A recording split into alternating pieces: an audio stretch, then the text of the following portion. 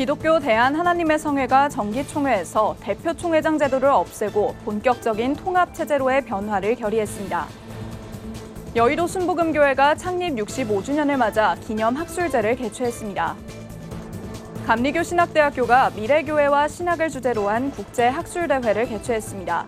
변화되는 목회 현장을 어떻게 받아들이고 활용해야 하는지에 대한 폭넓은 주제가 논의됐습니다. 미국 플러신학교 원로교수이자 바울신학의 대가로 평가받는 김세윤 박사가 방한해 한국교회 크리스천들과 소통의 시간을 가졌습니다. 예수교 대한성결교회가 제102회 정기총회를 개최하고 신임 총회장으로 조일구 목사를 추대했습니다.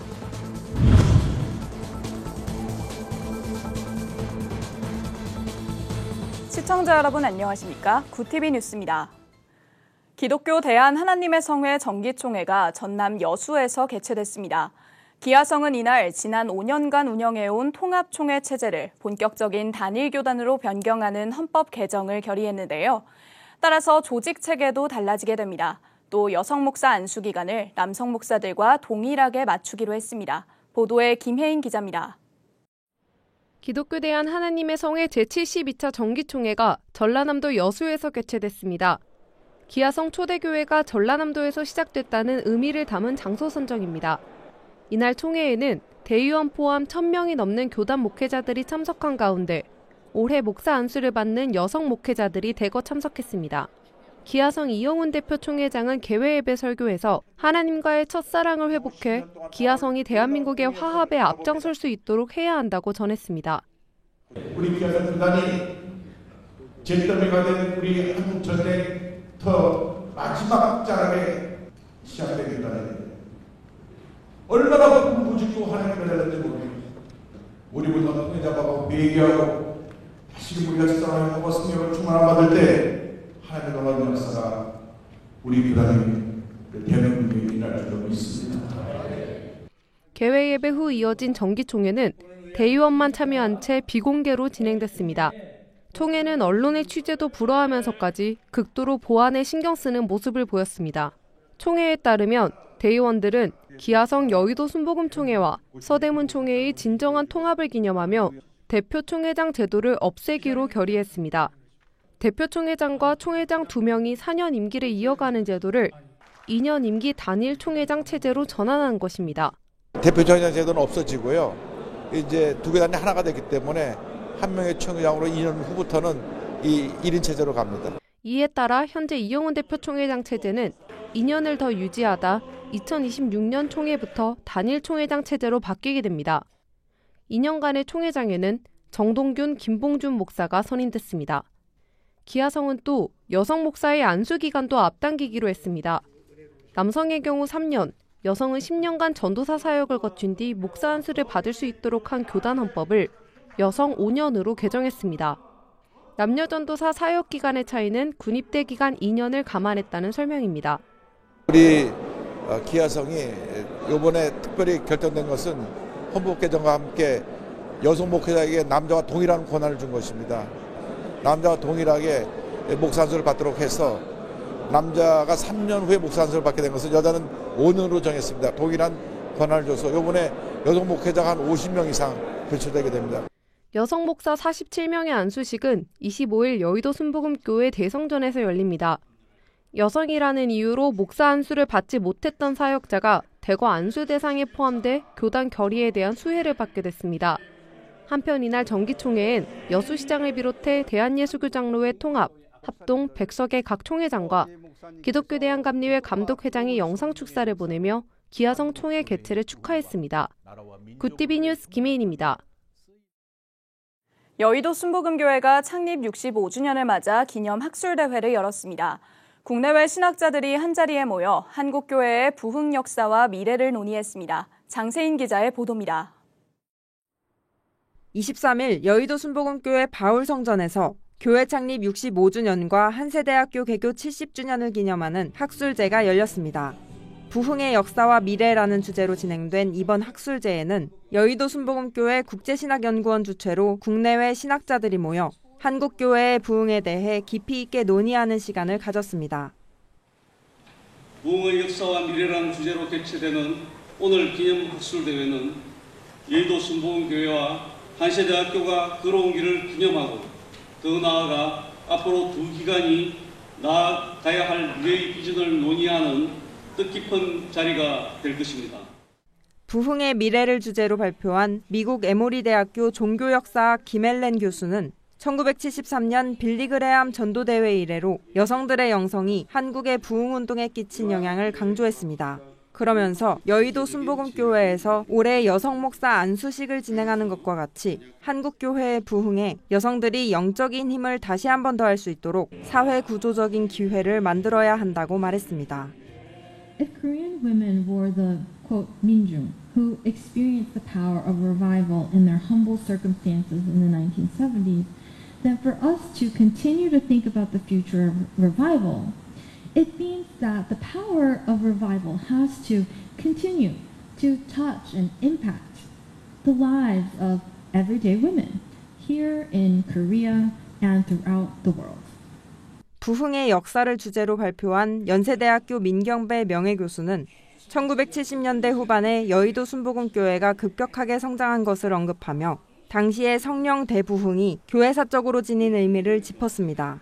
한국 사람들에게서 비로소 기독교가 전 방위적인, 지금까지는 기독교가 한 모퉁이는 빠져 있었다 그거 아니에요? 한국에 와서 기독교가 전 방위적인 기독교가 됐다. 한국에 와서 비로소 기독교가 포괄적인 기독교가 됐다. 이영훈 여의도 순복음교회 담임 목사는 5명으로 시작한 교회는 성령의 역사를 통해 놀라운 부흥과 성장을 거듭했다며 학술제에 참여하는 모든 분의 가슴 속에 성령님이 주시는 부흥을 향한 열정이 넘치기를 소망한다고 전했습니다. 구티비 뉴스 장세인입니다. 감리교 신학대학교가 미래교회와 신학을 주제로 한 국제학술대회 2023 프레지덴셜 렉처를 개최했습니다. 이번 대회엔 미국 감리교회를 대표하는 세계적인 신학자들이 강사로 나섰는데요. 감신대뿐 아니라 국내 다양한 신학교 학생들이 참석해 현장의 열기를 더했습니다. 권현석 기자가 보도합니다. 감리교 신학대학교가 세계적인 신학자들과 함께하는 국제학술대회 2023 프레지덴셜 렉처를 개최했습니다. 대회 주제는 미래교회와 신학으로 학술적인 논의를 넘어 미래 목회와 선교에 대한 실질적인 변화를 모색하기 위한 자리로 마련됐습니다. 이날 학술대회를 위해 미국 연합감리교회를 대표하는 예배학자 에모리 대학교 신학대학원의 도니 셀리어스 명예교수와 미국의 에큐메니컬 연구 권위자인 서던 메소디스트 대학교 테드 캠벨 교수가 한국을 방문해 강사로 나섰습니다. 새로운 미래 예배의 형태와 챗GPT와 같은 AI 시대의 신학과 목회 등 다양한 주제의 강의가 이어졌습니다. You're standing at the back of the church. You gave a great sermon. Somebody comes back and says, great sermon, great sermon. And then somebody says, Pastor, my sister died. Why would God do that? And the pastor says, oh, let me go to ChatGPT and see what it says about you. You've got to have that in you, right? By that point, we face new challenges in theology. 강의에 몰입한 신학생들 역시 교회와 예배에 대한 심도 깊은 고민에 동참했습니다. 교회들 내에도 많은 갈등이 있습니다. 각자가 생각하는 하나님 나라의 이미지가 다르기 때문이라고 우리의 기도와 예배가 지향해야 할 하나님 나라는 구체적으로 무엇일까요? But we tend to use categories for people. They're a liberal or they're a conservative. These labels contribute to the conflict. We've got to stop that. 감신대뿐 아니라 타 신학대 학생들도 대회에 참석해 함께 영적인 도전을 나눴습니다. 오늘 강의를 들으면서 느꼈던 거는 결국 우리가 하나님께로 나아가는 것밖에 없다는 것이 생각이 들어서 앞으로 변하는 시대 가운데서도 우리는 예배를 소중히 여겨야 되고 예배를 잊지 말아야 된다는 생각이 들어서 대회를 주관한 감신대 이후정 총장은 현재 아시아권의 교회와 신학을 향한 세계적인 부르심이 늘어나는 추세라며 한국의 신학이 새로운 비전을 가질 수 있는 자리가 지속되길 바란다고 전했습니다. 우리가 좋은 사람들을 불러서 미국이나 유럽의 좋은 신학교육을 받았잖아요. 그러니까 이제는 우리가 한국의 교회가 살아있는 새로운 힘을 가지고 그것을 새로운 지혜를 가지고 협력하도록 교회 중심적이고 어떤 미션 중심의 신학, 목회를 살리고 교회를 새롭게 일으키는 그런 신학적인 작업을 해야 된다는 그런 꿈들을 가지고 있기 때문에 계속된 학령 인구 감소 등으로 위기를 맞고 있는 국내 신학대학이지만 미래 교회와 세계 복음화를 짊어질 다음 세대 리더 양성을 위해 다양한 연구와 논의가 계속되고 있습니다. 구티비 뉴스 권현석입니다. 구원이란 무엇인가? 성도의 신앙생활에서도 또 목회자가 신학적 고민을 하면서도 갖게 되는 원론적 질문입니다. 왜곡된 구원론으로 크리스천들의 신앙을 위협하는 이단들 때문에 바른 구원론의 중요성은 더 강조되고 있는데요. 구원은 왜 받아야 하는지, 구원은 우리 삶에 어떤 영향을 미치는지 이런 질문들에 대해 바울 신학의 세계적 권위자 김세윤 박사가 방안해 복음적 해답을 제시했습니다. 정성관 기자의 보도입니다. 기독교 신앙에서 가장 중요한 문제, 구원. 구원은 무엇이고 구원은 어떻게 받을 수 있을까? 미국 풀러신학교 원로교수이자 바울 신학의 대가로 평가받고 있는 김세훈 박사가 한국을 방문해 책 구원이란 무엇인가 출판 기념 북콘서트를 열고 한국교회 크리스천과 구원에 대해 소통하는 시간을 가졌습니다. 22일 서울 모처에서 진행된 북콘서트에선 구원을 주제로 보다 근본적인 신중심적 관점에서 해석한 칭의 구원론을 설명했습니다. 김 박사는 최근 한국 사회를 뒤흔든 이단들의 잘못된 구원론도 문제지만 명쾌하게 구원이란 무엇인가 복음적 해답을 주지 못하는 정통교회의 문제를 지적했습니다. 구원론과 윤리가 완전히 분리된 이런 구원론을 뭐라고 그래요? 구원파 구원론이라고 하지 않습니까? 근데 실제로 구원파를 이단으로 정죄하는 우리 정통 교회들도 대개 이런 식으로 구원을 설명하잖아요. 칭의를 설명하잖아요. 이게 문제가 있는 것이죠. 김 박사는 이어 20세기 들어 성경에서 말하는 의의 개념이 관계적 개념에서 시작됐다며 원만한 관계를 유지하는 힘은 의에 있고 그 의에서 하나님으로부터 나오는 샬롬과 화평을 경험해야 구원에 이를 수 있다고 강조했습니다. 그러니까 구원은 자연히 뭐예요? 하나님과 올바른 관계 회복됨이지. 그게 칭의예요. 하나님께 의지하고 하나님의 통치에 순종해서 사는 삶의 지경에 도달하는 것. 그렇게 되는 것이 그게 구원이에요. 지금 현재 여기서 하나님의 통치를 받는 삶을 하라 그런 말이에요. 이날 현장에는 목회자와 크리스천 100여 명이 참석했으며 김 박사는 2부 순서로 사도 바울의 선교와 데살로니가인들의 믿음을 주제로 강연을 진행했습니다. 오는 25일에는 서울 영동교회에서 사도 바울과 로마 제국을 주제로 한 연합 사경회에 참석해 강연과 토론을 이어갈 예정입니다. 구티비 뉴스 정성광입니다. 예수교 대한성결교회가 신임 총회장으로 조일구 목사를, 부총회장으로는 김만수 목사를 추대했습니다.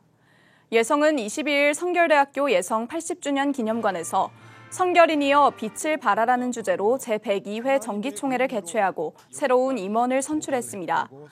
직전 총회장인 신연파 목사는 지난 1년 동안 하나님의 은혜로 교단의 지도자로서 다양한 경험을 했다며 교단 구성원들의 지지와 응원에 감사하다고 말했습니다.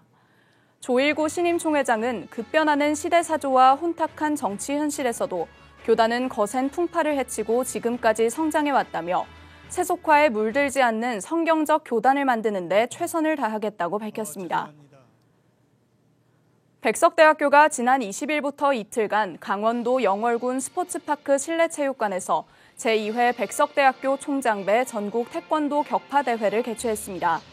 학교 측은 그간 총장배 대회에서 격파대회를 진행하는 등 격파 종목이 정식 종목으로 채택되는 데 큰 공헌을 해 지난해 대한태권도협회로부터 격파 분야 단일 종목으로는 유일하게 대회의 공식 승인을 받기도 했습니다. 백석대학교의 교육 이념은 사람을 사람다운 사람으로 육성하는 것입니다. 상대방을 존중하고 절대된 기술과 예절을 중시하는 태권도는 우리 대학의 교육 이념에 바탕을 두고 있습니다. 학교는 앞서 13일에도 백석대 캠퍼스 내에서 제10회 백석대학교 총장배 전국 태권도 대회를 개최했고 약 2,600명, 140여 개 팀이 참가해 평소 갈고 닦아온 실력을 발휘했습니다. 오는 27일에는 제2회 백석대학교 총장배 온라인 국제 태권도 대회가 진행될 예정입니다. 온라인 태권도 대회에는 약 28개국이 참가합니다.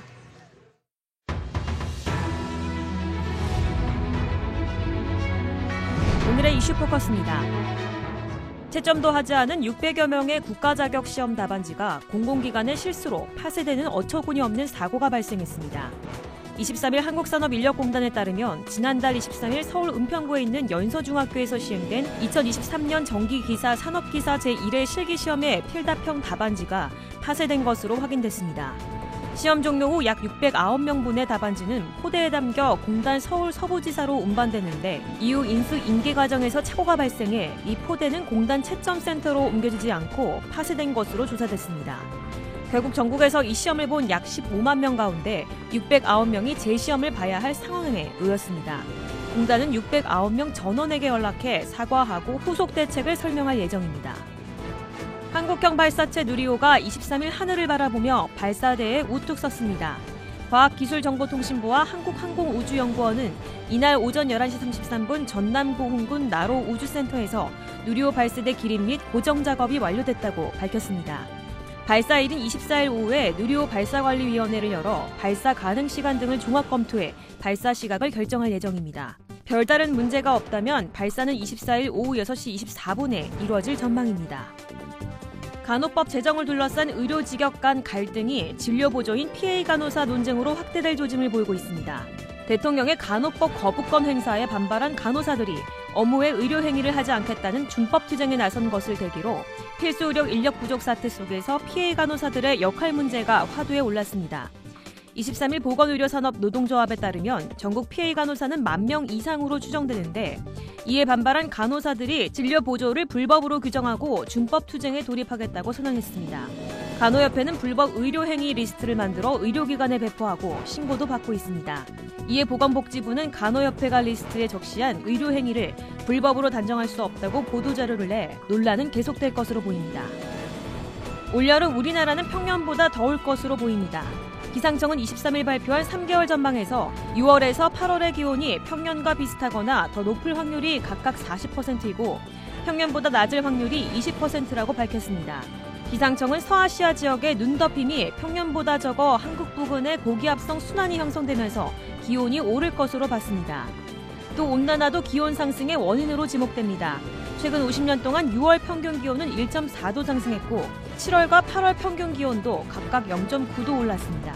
고티비 뉴스 김효미였습니다.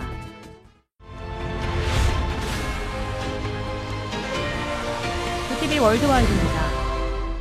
러시아와 독일을 잇는 해적가스 파이프라인인 노르트스트림 폭파 사건과 관련해 독일 수사당국이 우크라이나 연루설과 관련한 새로운 실마리를 잡은 것으로 알려졌습니다. 현지 시간 22일 영국 일간 더타임스는 독일 연방범죄수사청의 수사에 진전이 있다고 보도했습니다. 작년 9월 덴마크와 스웨덴의 배타적 경제수역 내에 설치된 가스관 4개 중 3개에서 연쇄 폭발이 발생했는데 이 가스관은 러시아에서 유럽으로 가스를 직수출하는 주요 경로입니다. 또 가스관의 최대 주주는 러시아 국영가스 회사 가스프롬으로 알려졌습니다. 당국은 사건 발생 전 근처 티안수 섬에 정박해 있던 요트에 탑승한 우크라이나인들이 폭발에 관여했을 것이라고 주장하고 있습니다. 세계보건기구 WHO의 세계보건총회에서 코로나19와 유사한 사태가 재발할 때를 대비한 국제규범 개정 문제가 핵심 의제로 다뤄졌습니다. 현지 시간 22일 WHO는 UN 제네바 사무소에서 194개국의 회원이 참석한 가운데 제76차 세계보건총회와 분야별 세부회의를 진행했습니다. 핵심 의제는 국제보건규약 개정 문제로 언제 다시 발생할지 모를 감염병 대유행 사태 속에서 각국이 지켜야 할 사안과 필요한 대책을 마련하자는 안건이었습니다. 특히 치료제와 백신 및 관련 의약품과 질병 정보에 세계 어느 나라든 공정하게 접근할 수 있도록 할 방안을 규약 안에 넣을 것으로 보입니다. 남아프리카 공화국 수도권 지역에서 콜레라가 발병해 3살 아이를 포함한 최소 15명이 숨졌다고 뉴스24 등 현지 매체가 22일 보도했습니다. 하오탱주 보건당국에 따르면 15일부터 설사, 위경련 등 콜레라 의심 증세로 95명이 병원을 찾은 가운데 전날까지 3세 아동 1명을 포함해 10명이 숨졌고 이날 오전 현재 5명이 추가로 사망했다고 전했습니다. 콜레라는 대부분 함만스크랄 지역에서 발생한 것으로 드러났고 인근 말라위와 모잠비크에서는 올해 들어 콜레라로 인해 수백 명이 사망했습니다. 내년 7월에 프랑스 파리에서 개막하는 올림픽 관람권이 지나치게 비싸다는 불만이 나오고 있습니다. 현지 시간 22일 AFP 통신 등에 따르면 2024 파리 하계 올림픽 패럴림픽 조직위원회는 이달 11일 누구나 접근하기 쉬운 대회를 만들겠다며 경기 관람권을 판매했다고 전했습니다. 조직위가 2단계 관람권 판매를 개시하며 사흘 뒤 올림픽 티켓 값은 약 98만 원, 심지어 개막식 티켓은 약 385만 원에 육박하자 시민들은 최저임금의 2배에 달하는 개막식 티켓이라며 비꼬았습니다. 올림픽 참가 선수들 또한 올림픽 티켓 값이 너무 비싸다며 가족들이 나를 보러 올 수 있을지 모르겠다고 토로했습니다. 구티비 뉴스 김효미였습니다.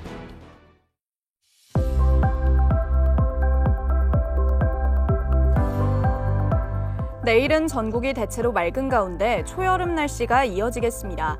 한낮 기온이 25도를 웃돌며 오늘만큼 덥겠는데요.